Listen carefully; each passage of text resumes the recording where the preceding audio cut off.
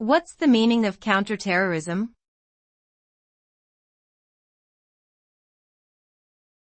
Counterterrorism.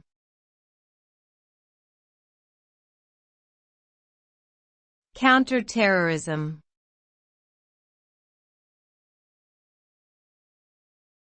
Counterterrorism.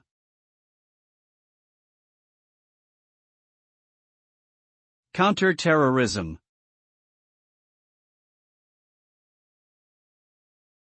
Counterterrorism refers to the measures taken by governments and security forces to prevent, combat, and respond to terrorist attacks. These measures may include intelligence gathering, surveillance, border control, military action, and law enforcement activities. The ultimate goal of counterterrorism is to protect civilians and infrastructure from harm, disrupt terrorist networks, and bring perpetrators to justice. Successful counterterrorism efforts can lead to increased security and stability, as well as improved social and economic conditions in affected communities.